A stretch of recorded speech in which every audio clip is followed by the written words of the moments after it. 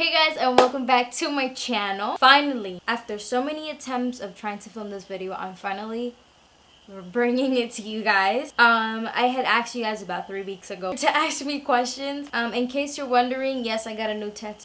These are lip swatches and I got too lazy to clean them off. I wanted to film, so we're just gonna ignore that. A lot of you guys seem to like my new contacts. I wasn't gonna wear them because I honestly don't wear these every day. I wear them like for a picture or whatever, and it's in the color Gaea Brown, and just in case you guys are interested, I think it just makes my makeup pop, so I kept them in. I am going to be explaining to you, because I guess most of you clicked on this video because of the title. I am going to be talking about that as well, and it is a question I get asked all the time, so it is going to be incorporated in this video. What is your favorite word in Spanish? Coño. Or diablo. I say diablo a lot. Ese hombre diablo, ese muchachito el diablo. Did you listen as a little girl, or were you the one always in trouble? I was always the one in trouble. Yeah, I was kind of a bad little child. I was good, like I was good and all this stuff, but I spoke my mind just a little too much sometimes, to the point that I did actually end up getting kicked out of a boarding school twice. I was being attacked by racist teachers, and they were in the wrong, but the way I handled things were just not the right way. I know. Yeah, I did film a story time. I just haven't posted it because I don't know. I just feel like I don't want to give off like the bad impression. Like, you know, are you guys still interested in watching that story time? Because I can post that for you guys. I don't know. Just let me know. Hola, aquí hablando de este San Juan. No es exactamente una pregunta, pero me gustaría que me dieras algún consejo ya que voy a comenzar a hacer vlogs. Mi amor, lo primero que te voy a decir es que seas tú, porque especialmente en vlogs la gente quiere ver tu personalidad. Entonces si tú te sientas como a pretender que tú eres otra persona o lo que sea, tú sabes, la gente ve en eso. No te sientas apresurada a tener que siempre hacer algo emocionante para contenido, porque después no es... Tú sabes, te da estrés. En vez de hacer algo divertido, se convierte en algo como un peso. Así que disfrútatelo y nada, deja que fluya. No te concentres en un número Did you ever get your hair relaxed as a kid? I had been getting my hair relaxed for a little over 10 years. And I recently decided to start wearing my natural hair. I'm also an Afro-Latina. And I'm super inspired by people like you. I love to see people who are just like me because I never saw that growing up. Oh my god, this is so cute. So, no, I never got my hair relaxed. And I actually asked my mom when I was with her, when I went to visit her. I was like, did you know about relaxers? Like, because she never did that to my hair. And she was like, oh yeah, I did. If I would have known what a relaxer was, I guarantee you that I would have begged her to do it to me. Do you ever feel pressure to wear your hair a certain way or straighten it to fit in? Love you. I love you too. And no, I don't. I just do whatever I want. Like, you know, I kind of just like, you know what? I want to wear my fur. I'm going to brush it out. And if it's in somebody's face in the movie theaters, oh wow.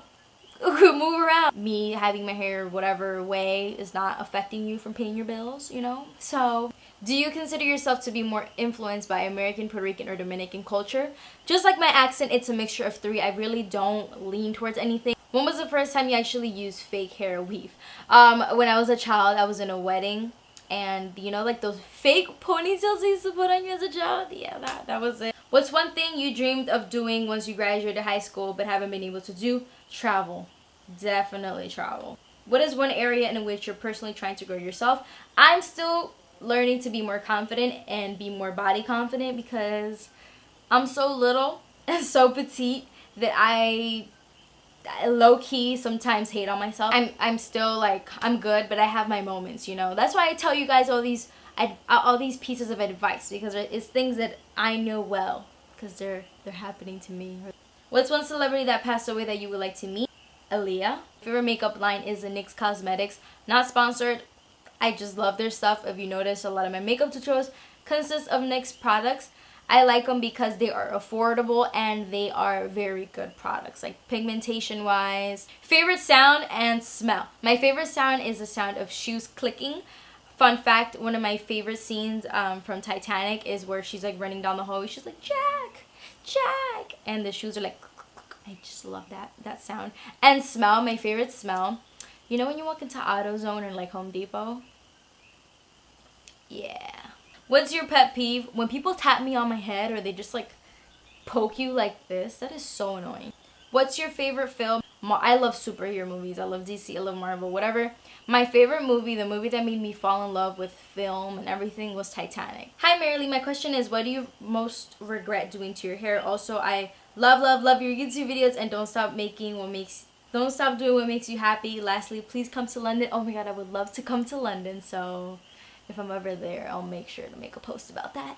And the thing that I most regret doing to my hair was literally frying the crap out of it. Like, I spent the end of middle school, beginning of high school thinking I look cute with 3 french fries on my forehead. Like, girl, ew. Like, those pictures are just so hideous. What's your favorite ice cream flavor? My favorite ice cream flavor would have to be, besides like chocolate, mint chocolate ice cream. I saw a meme that said that mint chocolate ice cream was like mixing chocolate and toothpaste together, and I was like, well, damn, if that's what it is, then I like Colgate and Hershey's. Si pudieras hacerte todo el cabello con un solo producto, ¿cuál sería? The Curl Maker from Camille Rose. My bottle, I've had it since July, and I still have it. And what are we in now? January, and it's only gone down like this much. How do you keep so fit? Love you so much. I love you too. And honestly, I eat so much junk food, it's not even funny. If you're trapped in a desert island and you only manage to save one thing from your suitcase, what would it be? It would be my water bottle, because I always carry water, and if I'm in a desert island, I'm going to preserve that water as much as I can. How to be perfect like you. No, but really, what kind of music is on your go-to playlist? I'm dead. Thank you. So literally, if I'm being honest, Spanish trap. It just pumps me up. Like, I'm just like, how can I learn Spanish when I don't have money for classes? Girl, Duolingo, download that app. It is free. I was learning Portuguese on there, and I kind of got really lazy and stopped, but I was learning. What don't you like about living in Puerto Rico? Transportation is terrible, and there's always traffic. Are there any differences between the States and Puerto Rico, between people, fashion, living, one another, etc.? Yes. New York people are mean, and Puerto Rico people are nicer. And New York people drive crazy, and Puerto Rico people drive crazier. People are more willing to help you in Puerto Rico. They're just more friendly. You kind of know your neighbors a little more. In the island, people dress a little more fresh, a little like looser clothes, shorts, chancletas, you know. Women like to dress up like OD for the movies. But in New York, people are more like layers on layers on layers on layers. And if it's summer, it's in your face. Denim. I don't know. How tall are you? I'm 5'1", and I just want to relate to someone because I'm so short. I heard you were a self-taught artist. That's nice to meet too. Yes, I'm self-taught. And I am 5'3", 5'4". Mangu or mofongo? Oi. I'm so sorry, but mango all the way. I know. Honestly, to me, mofongo's a little too dry. Just a little bit. In my defense, I grew up eating mango for breakfast, lunch, and dinner. Every day. Do you have a big sweet tooth, or do you like savory food?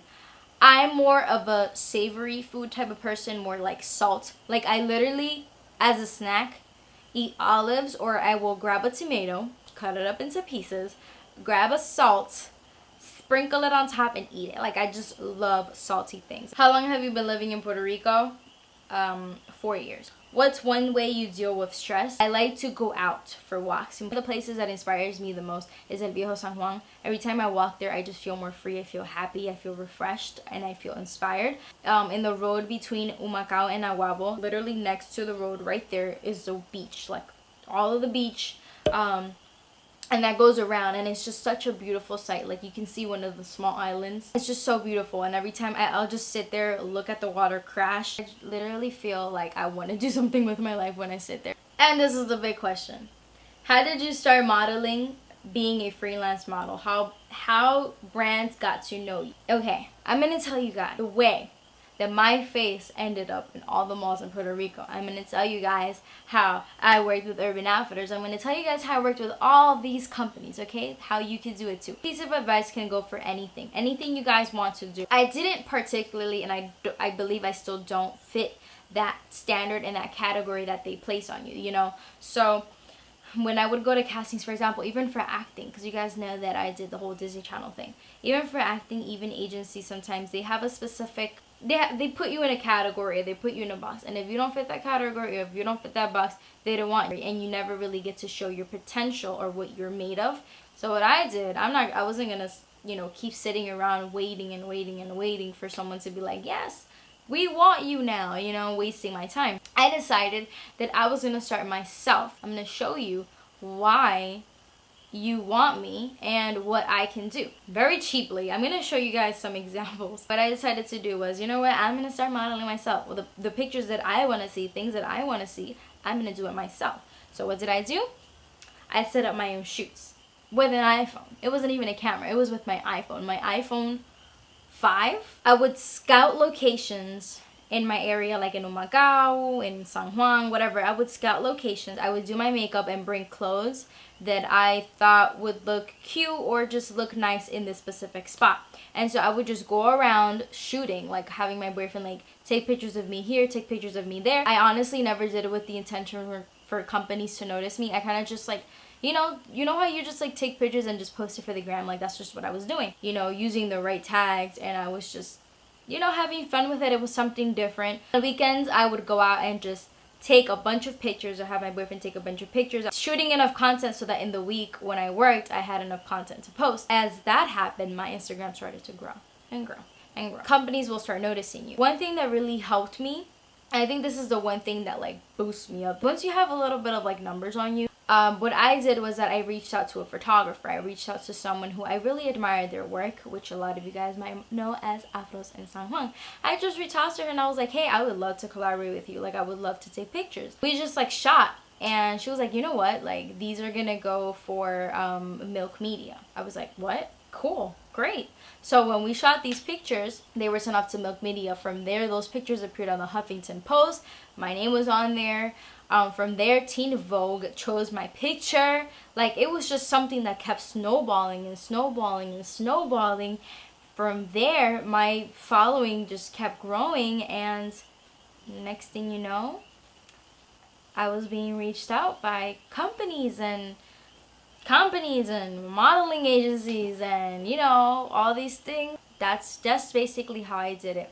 And I know a lot of other people. Right now we live in a world where social media is so powerful. Like, literally people can be famous from the internet. So whatever it is that you decide you wanted to do, you do it yourself. You sit down and be like, you know what, I'm going to show you what I'm made of. I'm going to show you how I can do this, and just work from there. But don't sit there and be desperate, like, oh my god, no one's noticing me. Oh my gosh, my numbers aren't growing. Because literally, I can tell you this. When you sit there and you don't look at numbers, when you're not constantly refreshing your page to see how many followers you got or how many likes you got, when you just don't worry about it and you just do it because you like to do it, you're going to notice that it's just going to naturally happen. But that is it for my Q&A. I hope you guys enjoyed. I hope this was helpful in some way, and I hope you guys got to know me a little better. Stay tuned for more videos. I kind of just wanted to get this out of the way. I know this is not like a tutorial or anything. Make sure you're subscribed if you're not already subscribed. I will see you guys in my next one.